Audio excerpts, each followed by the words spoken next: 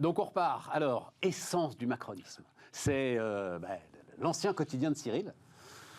Tu étais cofondateur d'ailleurs de l'Opinion, Cyril. Enfin, tu étais au tout début de l'aventure. Je pense qu'on va voir parce qu'elle est la une. Alors d'abord, le titre est quand même très engageant. Retour à l'essence du macronisme. Et puis, alors le dessin, je le décris parce qu'il est très très drôle quand même.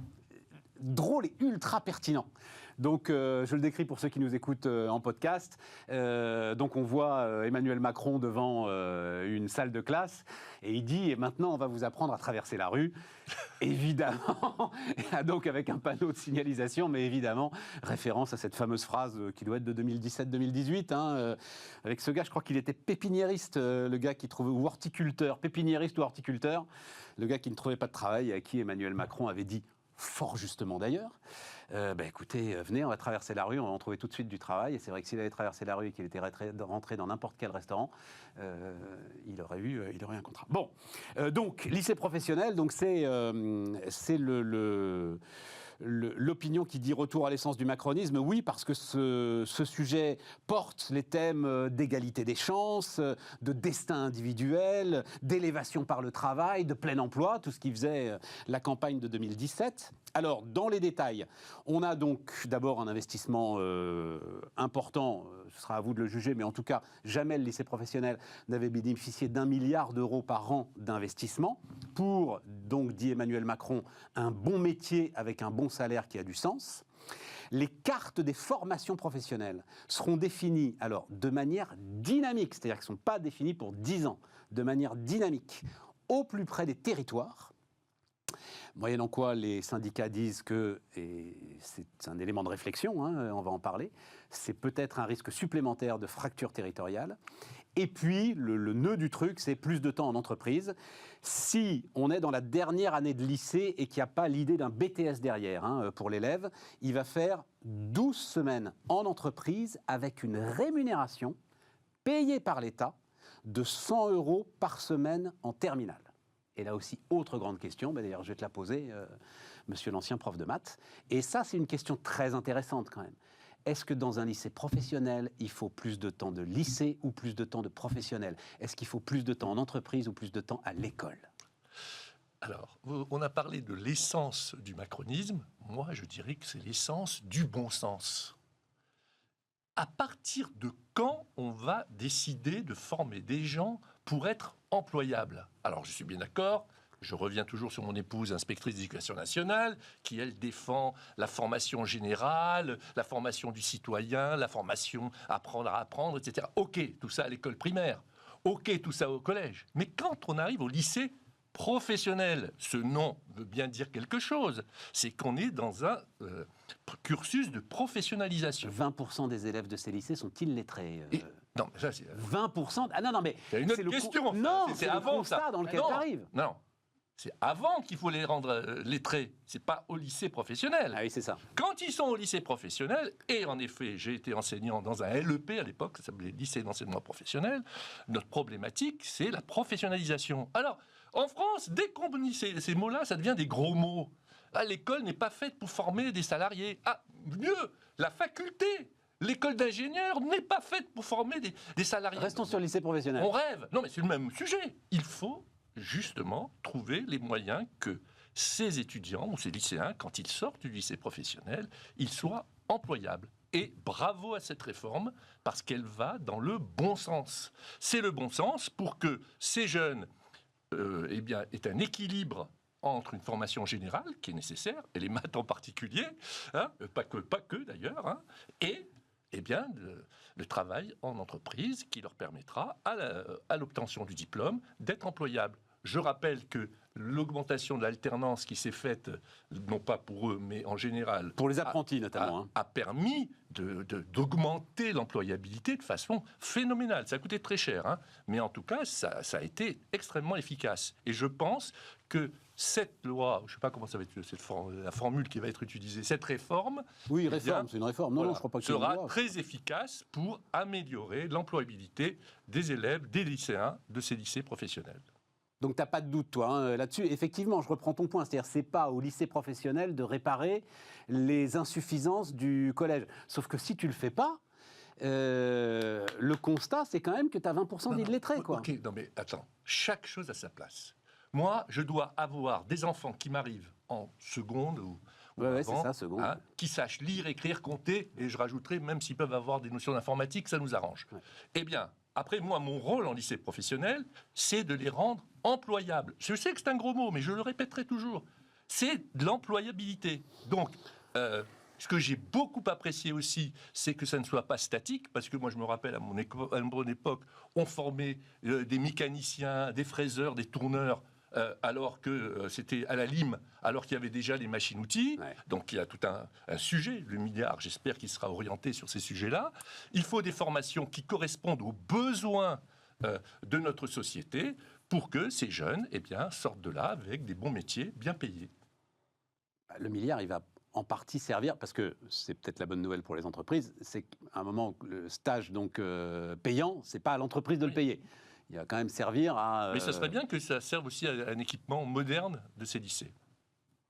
C'est... je ne voudrais pas dire de bêtises, je n'ai pas noté le chiffre, 600 000 gamins en lycée professionnel, donc un tiers en fait de la cohorte annuelle des enfants qui rentrent dans le système de l'éducation nationale.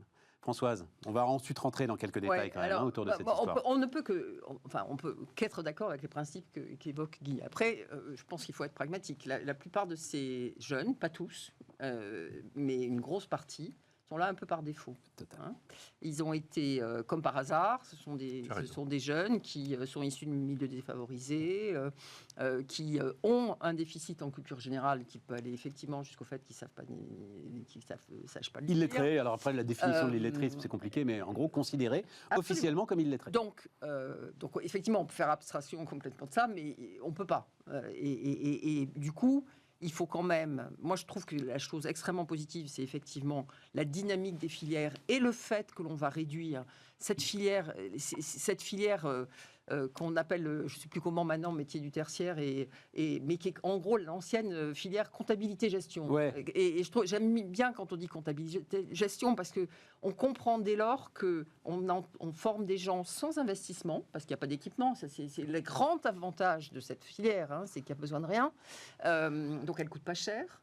On y parque à peu près 200 000 jeunes de mémoire, dont une immense majorité de filles, parce qu'elles ne sont pas fraiseurs ou elles ne vont pas sur les métiers techniques aujourd'hui. Et on les forme à rien, quoi, en gros. Hein. Ouais, c'est ça.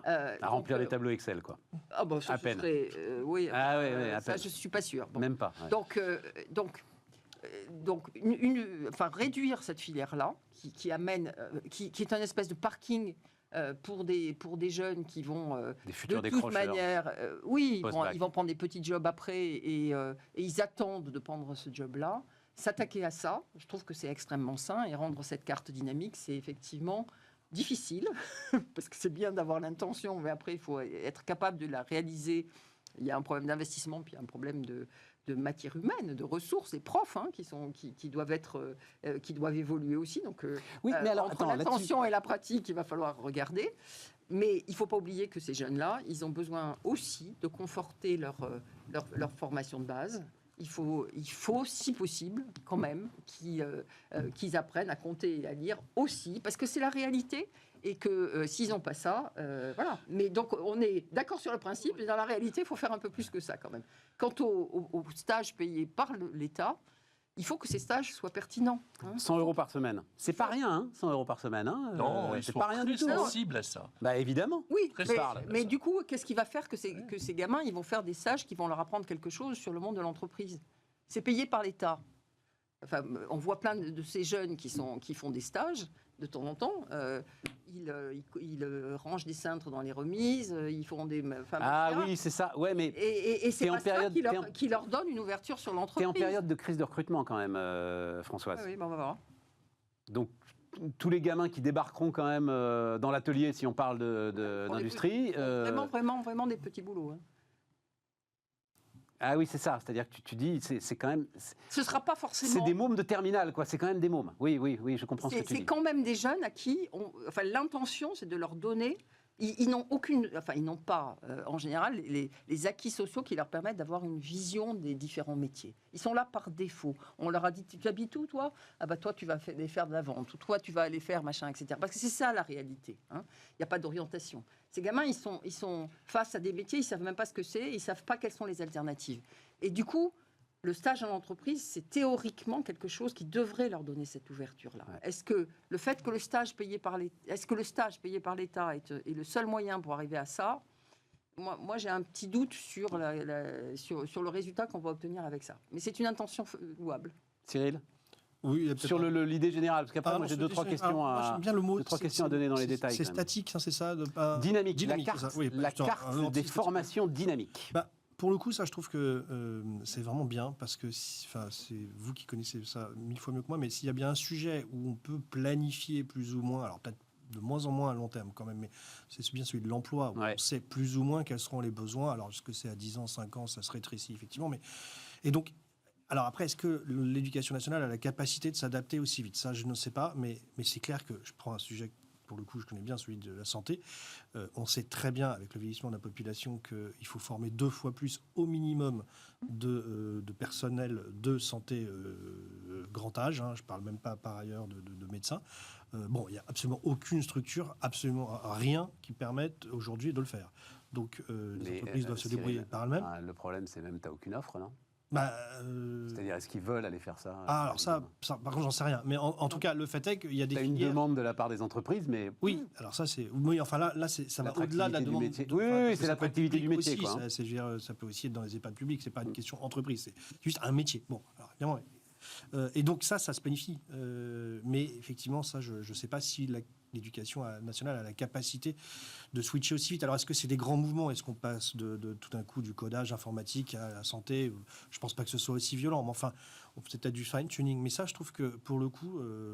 et sur l'aspect, puisque c'était le titre de l'opinion, là, sur l'aspect retour à l'essence du macronisme, j'allais dire, c'est même pas égalité des chances, etc. C'était ce qui était assez innovant chez Macron et assez intéressant quand il était ministre de l'économie. C'était sa loi Macron. C'est-à-dire que c'était le chauffeur...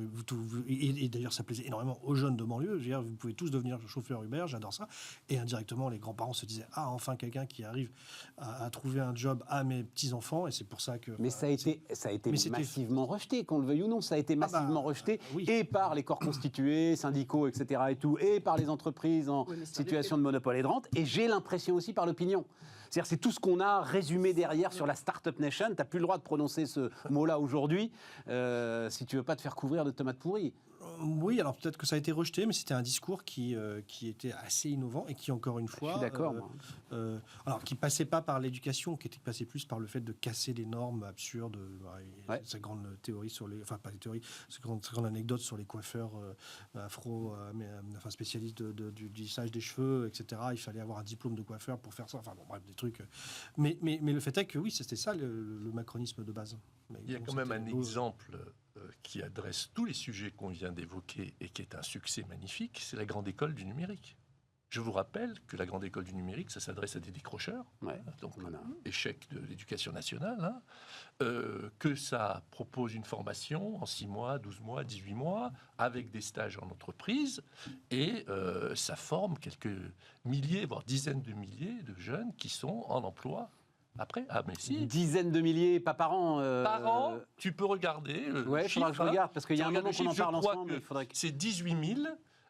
C'est 18 000. Alors, je veux être précis, c'est pas forcément en emploi, mais c'est ce qu'ils appellent une sortie successful, c'est-à-dire que c'est soit en emploi, soit en continuité. C'est ça, avec un projet derrière. Avec un projet derrière, voilà. Et c'est quand même quelque chose d'extraordinaire, quoi. Je veux dire, parce que vu la population qui arrive, et comme je suis parrain de 3 ou 4 écoles du numérique, je les vois.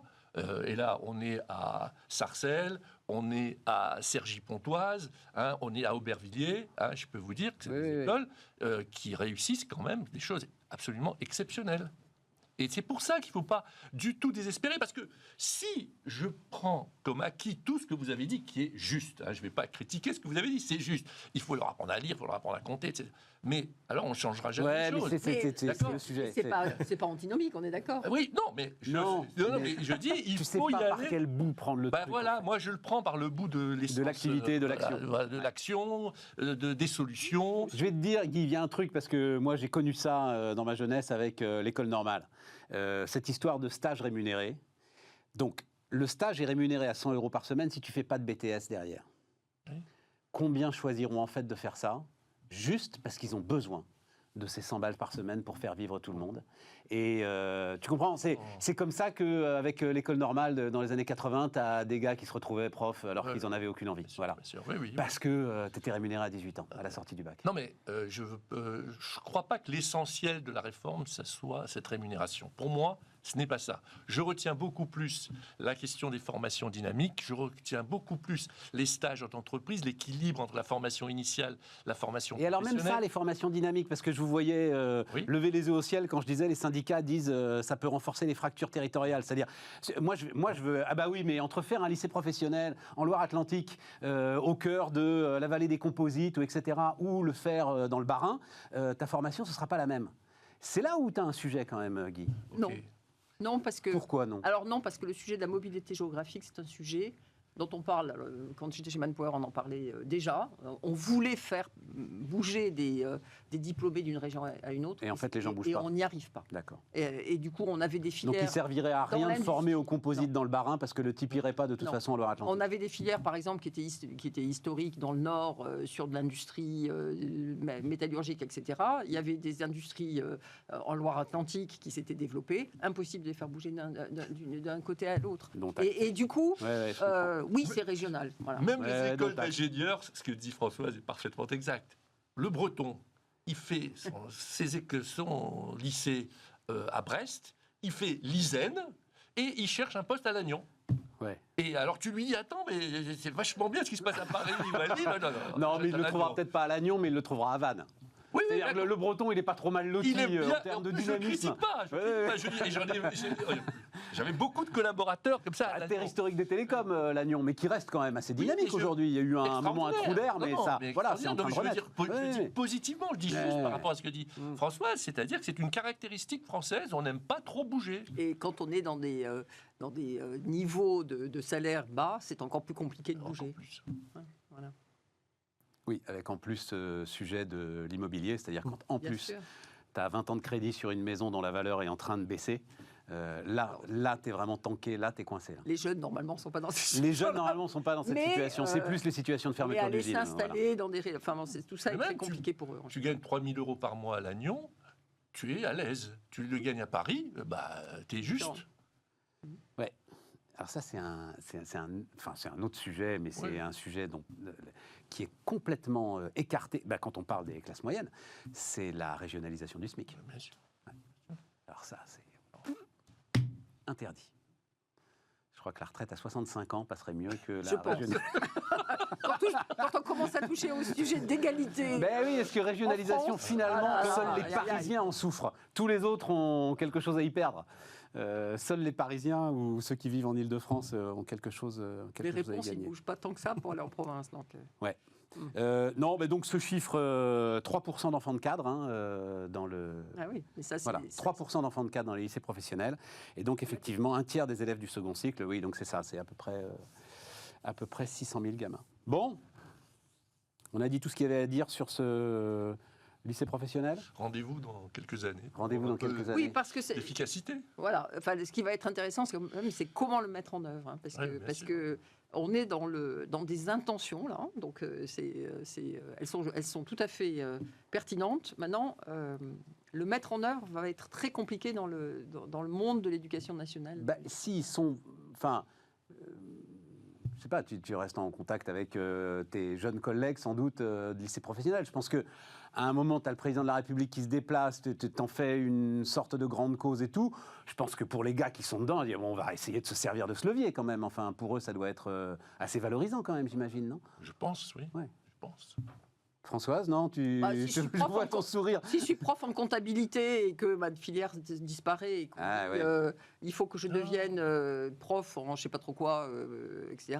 Je suis pas sûre que ce soit si simple pour tous les. Et c'est juste. Enfin, il y a un vrai accompagnement du changement qui est indispensable. D'accord. Prof au compta, ça nous amène directement à l'IA, tu vois. J'allais le dire. Bon, nouvelle de la tech.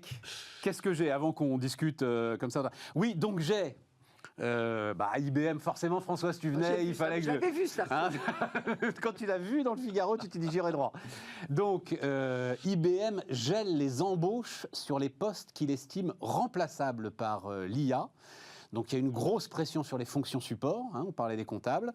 30% des postes qui ne sont pas en relation directe avec le client pourraient être automatisés, dit IBM. Alors, il n'y a pas qu'IBM qui le dit, d'ailleurs. Non, mais eux, ils en font... Alors, ce qui d'ailleurs met une petite touche caustique, ils en font une communication au marché. Et Alors- donc on se demande si c'est pas une forme de prétexte pour... alors c'est d'abord de la com. Voilà. Et c'est d'abord de la com dans un contexte qu'on voit pas très bien, enfin pas peut-être avec la même sensibilité en France ou en Europe, mais aux États-Unis, ils sont devenus fous autour du sujet de l'IA et de l'adoption de l'IA. C'est-à-dire que il y a des listes qui sont publiées par un certain nombre d'analystes sur les valeurs qui vont être touchées par la destruction des postes de l'IA, et il y a des gens qui se prennent des impacts absolument monstrueux sur leurs actions parce que, soi-disant, ils vont être disruptés par l'IA. Voilà, bon. Donc il y a un petit mouvement brownien comme les Américains sont capables de justifier. Donc dans ce contexte-là, dire qu'on maîtrise la transfo, c'est important, et je pense que c'est non seulement plus positif de dire ça que de dire qu'on va chercher de l'efficacité, mais en plus on maîtrise ce phénomène qui fait de la destruction de valeur sur un certain nombre d'autres valeurs boursières. Après, ce qu'ils font, et quand ils citent les éléments ou les domaines dans lesquels l'IA va transformer la façon de fonctionner à très court terme, mais probablement d'ailleurs avant 5 ans, c'est des domaines sur lesquels il y a déjà des phases de digitalisation, d'optimisation depuis des tas d'années. Donc c'est juste une étape supplémentaire, et quand on parle de la gestion des RH, moi, il y a 20 ans, chez IBM, on mettait en place des plateformes, des applications, des centres téléphoniques. Enfin, rien de tout ça n'était plus fait en proximité. Donc, l'étape d'après, qui est d'utiliser toute cette matière digitale et les données qui vont avec pour mettre en place des algorithmes et de l'IA spécifiques dans cet environnement, c'est tout à fait normal. C'est déjà fait dans pas mal d'endroits.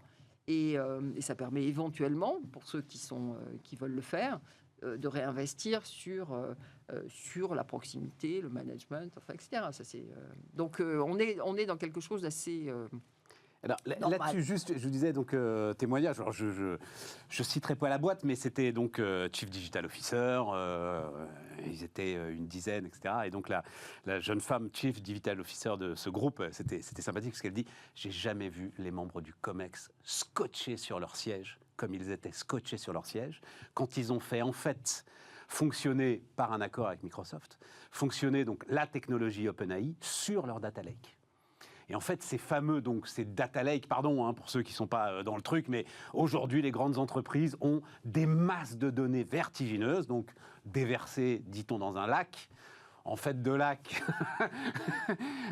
pardon d'employer l'image, c'est davantage une fosse à purin, c'est-à-dire on ne sait absolument pas quoi en faire, on ne sait absolument pas lesquelles sont bonnes et lesquelles ne sont pas bonnes. Et alors, visiblement, l'efficacité du moteur dans ces data lakes est vertigineuse. C'était sur des données de santé en plus, tu vois, Cyril, dans le secteur qui t'intéresse, avec des plans de surveillance de malades, par exemple. Oui, mais... Sidérant. Ce qui met d'une rigueur, d'une précision, qui les a sidérés. Voilà. Mais ça, c'est une bonne chose, non ? Je sais, c'est juste le choc. Pardon, non, mais c'est pour ça que je voulais vous lire ça, parce qu'elle-même... Par rapport à ce que je disais oui, non, mais tout ce que... Donc, si on peut être aidé pour anticiper mieux, bien sûr. ça permet... Mais c'est surtout, moi, l'image que je voulais vous transmettre, c'est parce c'est une jeune, elle est sympathique, c'était super agréable, et elle disait, je les ai jamais vus. Enfin, j'imaginais les membres du Comex comme ça. C'est-à-dire, tu es au cœur de ces COMEX. Enfin, moi, Comex c'est pas plus, tous les mais, jours. bon, Enfin, oui, mais oui, bien c'est sûr. pas mais parce tous les que jours. Donc c'est voilà, une il y a chose d'en parler, quelque chose, c'est une là. chose de voir. C'est oui. pathétique, Stéphane. Quoi, il est C'est pathétique. pathétique. Mais enfin, ok, merci ChatGPT, merci OpenAI de leur avoir ouvert les yeux. Mais enfin, on n'a pas attendu d'avoir Ah, Guy, ChatGPT si. pour ça. Alors, non, alors là, Mais enfin, je non, te donne attends, 15 exemples. tu vas pas me dire que toi, tu avais déjà des équivalents parce Mais- qu'ils n'existent pas. Mais c'est pas vrai. C'est pas ça qu'on utilise. Ben, en tout cas, ils n'étaient pas dans Mais les des outils entreprises. comme ça, il y en a des dizaines. Non. Ce que tu viens de dire n'a rien à voir d'ailleurs avec ChatGPT. Voilà. Si. Ah, Non. Non, mais je t'ai dit, c'est dans un accord avec Microsoft qu'ils ont fait tourner le moteur sur leur base de données. C'est ça que je t'explique. Ok, Voilà. mais je vais te mettre du Toucan Toco qui existe depuis 10 ans, une start-up française magnifique et qui te donne exactement ces résultats-là. Mais je te Et- crois pas. Bon, excuse-moi, mais je crois que tu devrais plus me croire que bien d'autres personnes. Hein, vu Je sais pas, l'expérience je que j'ai discute sur ces beaucoup avec sujets-là. ceux qui sont dessus, quoi. Un peu comme Attends, toi, tu vois, Guy, mais vraiment n'importe dessus, quoi. Non, mais quoi. franchement, il y a des tas d'outils qui permettent d'avoir une visualisation de ces data Oui, lakes, t'as comme raison. tu dis. Il y a des tas d'outils qui permettent justement d'optimiser les choses. Si tu veux parler de la santé, le Health Data Hub, qu'est-ce que tu crois? Il a attendu ChatGPT pour mettre 70 instituts de recherche et qui travaillent avec des résultats autrement plus performants que ce que tu viens de dire? Non. Par contre, où je veux bien le reconnaître, ça c'est autre chose. Il y a un côté il y a un côté pédagogique. Et d'ailleurs, c'est ça que j'ai voulu mettre en avant dans une discussion avec Yann Lequin, parce que Yann Lequin dit exactement ce que je viens de dire là. Ça veut dire, vous Pas vous tout à réveillez- fait, il évolue un peu dans son non, discours. non, il dit La globalement- dernière interview dans Le Monde est beaucoup moins Mais- agressive, on va dire ça comme ça, Non, mais ce qu'il a vis-à-vis de son oublié, concurrent. ce qu'il Parce a que c'est son oublié- concurrent Ouais, quand bien même, sûr. Guy, il faut Non. juste le préciser. Oui, bien Yann sûr. Lequin, c'est Facebook. Mais c'est quand même une référence. Et ce qu'il a oublié, c'est que justement, ChatGPT a un aspect pédagogique. En fait, c'est une couche qui a permis à tout le monde d'accéder à l'intelligence artificielle. Ce qui était avant un peu plus difficile. Mais là où je le reproche, et je dis c'est pathétique, c'est que quand tu es un chef d'entreprise, tu es un COMEX, t'attends pas d'avoir le chat GPT pour te poser des questions. Mais si, dont Guy, tu t'es posé. c'est exactement comme avec les tableaux Excel. Mais- C'est-à-dire que aujourd'hui, Excel te permet de tout faire. Voilà, tu vas me dire, mais tu peux absolument faire rentrer 1 million de données clients sur un tableau Excel. Sauf qu'à un moment, il y a un innovateur qui va t'amener un truc qui va être avec un UX, avec une représentation beaucoup plus efficace que les tableaux Excel, et tu vas dire, waouh, Mais oui, mais incroyable. voilà, Bon, bah voilà. Mais je te donne tout compte au co, Bah, qui n'a rien à voir avec ChatGPT. D'accord. Tu vois, et quand je dis tout compte au co, je le cite. Ils vont être contents parce qu'ils ne doivent pas revenir que je les cite autant. Mais il y en a comme ça des dizaines, des outils de visualisation. Il y en a des dizaines. T'inquiète, on n'est pas non plus Cyril Hanouna, quoi, tu vois. C'est-à-dire, la résonance, c'est pas non plus... Non, mais, Ils vont pouvoir gérer. Ils non, vont mais pouvoir gérer le truc. quand je le tweeterai, je laisse le souligner. Voilà. Voilà, on va te sortir l'extrait rien que pour toi. Non, mais parce Guy. que, Voilà, en promis. fait, mais non, ça n'enlève rien. Alors, tu imagines bien que je ne vais pas sous-estimer l'impact de ChatGPT par rapport à l'avènement de l'intelligence artificielle, ce que vient de dire Françoise, sur la mobilisation qu'il y a aux États-Unis, mais même en France. Hein. J'étais hier dans un COMEX d'une très très grosse boîte pour parler d'IA et de ChatGPT. Hein. Donc, ok, ça, c'est quand même des sujets avec leur impact. Et personnellement, je trouve que ça, au moins, ça a eu ce mérite-là. Moi, je le crie sur tous les toits depuis 10 ans, la transformation Oui. numérique. Hein. Ok, hein. On est Donc, d'accord. maintenant, on a le ChatGPT. Et je ne voudrais pas finir mon intervention sans rajouter que, justement, par rapport à ce qu'on a dit juste avant sur la compta, sur les lycées professionnels, et qu'il me semble, ça serait intéressant qu'on commence à réfléchir à l'impact de l'intelligence artificielle sur l'enseignement. Voilà, et donc dans ces lycées en particulier. Cyril. Non, mais c'est vrai que ChatGPT, c'est juste, ça a été un phénomène de démocratisation, entre guillemets, culture. Enfin, c'est-à-dire que tout le monde s'est rendu compte de ce qui se passait parce que tu tapais un truc. Mais c'est vrai qu'on n'a pas attendu. Une anecdote, mais je discutais avec des personnes du cinéma, parce qu'il y a Cannes qui arrive, là, la semaine prochaine. Et l'année dernière, à Cannes, ils faisaient que parler du métaverse, etc. Là, plus personne n'en parle de ce truc-là. C'est mort. Françoise a Par été, contre, je dois reconnaître, précurseur Par contre, sur l'idée que... Cette année, à Cannes, parce Ce que truc Cannes, était- c'est des films, mais c'est aussi des tables rondes sur l'industrie du cinéma, l'évolution, etc. Il y aura une table ronde sur l'IA dans le cinéma, et tu as des scénaristes qui s'amusent maintenant à dire, fais-moi un scénario avec une brigade anti-gang. Il y a une grève à dans- Hollywood sur ça. Voilà, dans Seine-Saint-Denis. Et là, je veux dire, et c'est, je dis pas que c'est ce qui va, c'est pas l'avenir, mais ça veut dire que le truc se répand à toute vitesse dans toutes les industries. et N'empêche chacun, que- se remet en question.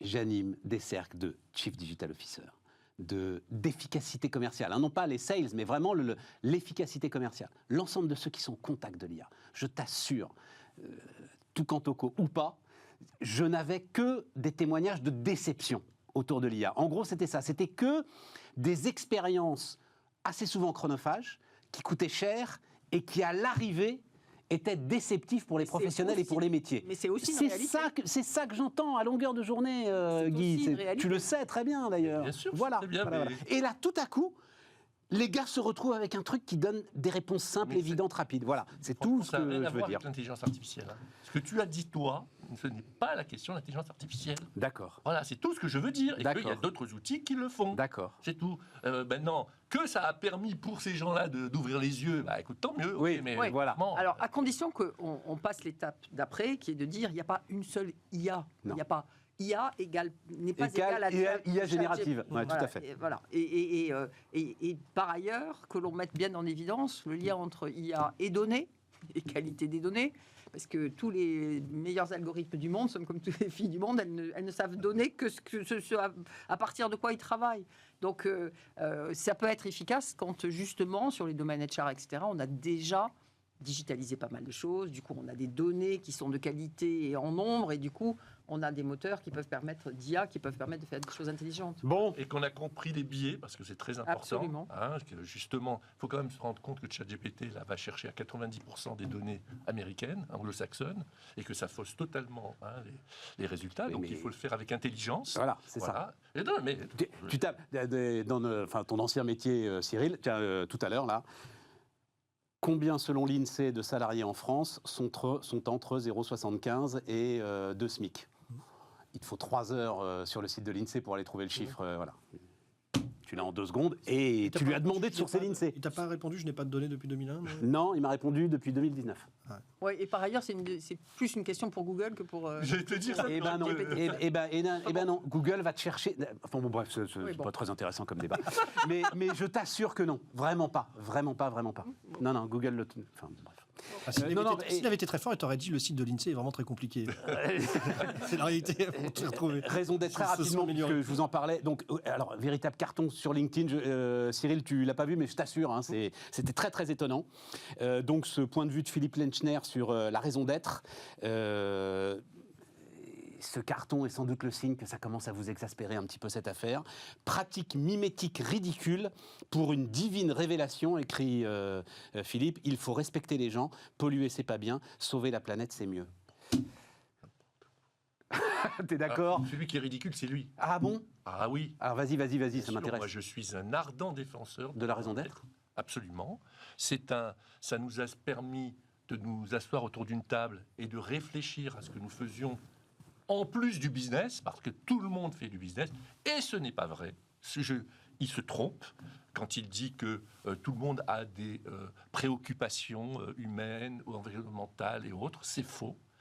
Aujourd'hui, la raison d'être, c'est d'abord, ça définit ton entreprise. D'ailleurs, quand je donne des cours, je dis aux créateurs de start-up, Rapide, parce qu'il nous reste très peu de temps. Je veux que... faites vite une raison d'être pour donner l'ADN de votre entreprise. D'accord. Et en termes d'attractivité, je trouve que c'est très important. Aujourd'hui, les jeunes, quand ils choisissent, moins jeunes d'ailleurs, quand ils choisissent une entreprise, eh bien, ils préfèrent aller dans une entreprise qui a des valeurs. Oui, mais alors à ce moment-là, donne vraiment l'ADN de ton entreprise. Mais bien sûr. Ne dis pas ce que ton concurrent pourrait dire.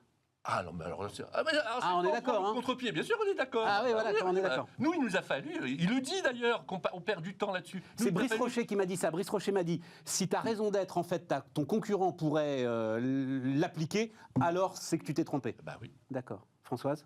Enfin, une raison d'être, ce sont des mots. Alors c'est important parce que c'est surtout important quand on les partage et qu'on fabrique une raison d'être à l'intérieur de l'entreprise. Et il y a des entreprises qui font ça très bien, qui impliquent leurs collaborateurs. Et donc c'est un moment de communication important. C'est évidemment pas de l'action. Hein, voilà. Donc, c'est pas parce qu'on dit les choses qu'on les fait. Et quand on les dit, et c'est peut-être un des avantages de la raison d'être, c'est si on fait pas ce qu'on a dit, ben on se retrouve dans une situation où on est en défaut. Oui, mais c'est pour ça qu'elles sont floues volontairement. Ah oui, non, floues, mais quand même. bien Beaucoup sûr, d'entre mais elles c'est sont très là-dessus. floues. Attends, nous, on a mis des KPIs. des KPI, tous liés à la raison d'être. C'est-à-dire qu'après, dans le quotidien, on va chercher comment on agit en liaison avec notre raison d'être. Cyril, Bah, t'es dubitatif, toi. Hein. Non, mais enfin, oui. La raison d'être, c'est Friedman, hein, la raison d'être d'une entreprise, c'est de maximiser le profit. Enfin, Business of business is business. et effectivement, heureusement, depuis pas mal d'années maintenant, les entreprises se sont rendues compte qu'effectivement, si elles n'avaient pas une raison d'être au-delà, une portée sociétale, elles n'attiraient pas les talents, elles faisaient du mal à la planète. Et donc, quelque part aussi, elles ne pouvaient pas elles-mêmes croître, puisque souvent, certaines ont besoin de la biodiversité, par exemple. Bon. Donc ça, c'est très bien. Moi, la seule question que je me pose, c'est qu'il y a de la com, ça c'est clair, beaucoup trop de com. La seule question, c'est, dans une entreprise aujourd'hui, il y a un conseil d'administration, il y a des actionnaires, et il y a des comités de mission. Alors, c'est un petit peu différent de la raison d'être, mais on voit émerger des comités de mission, etc. Moi, la question que je pose, c'est, à un moment donné, qui décide ? Qui va décider ? Et le patron, le directeur général, on va dire, qui doit rapporter à son conseil d'administration ou à son comité de mission, qui a vraiment le pouvoir d'entreprise ? C'est une question. Hein. Je n'ai pas... Et donc, je pense qu'on en est qu'aux prémices, et qu'il va y avoir des débats juridiques, il va y avoir des... on a des très bons exemples de patrons qui...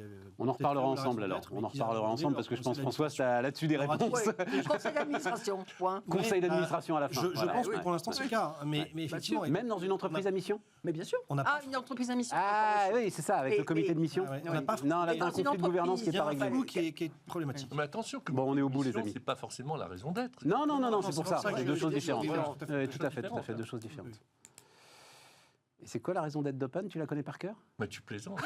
Parce que ce serait après une déclaration pareille. Oui. Tu peux pas. Faire du numérique le vecteur de transformation pour un monde respectueux des valeurs humaines et environnementales.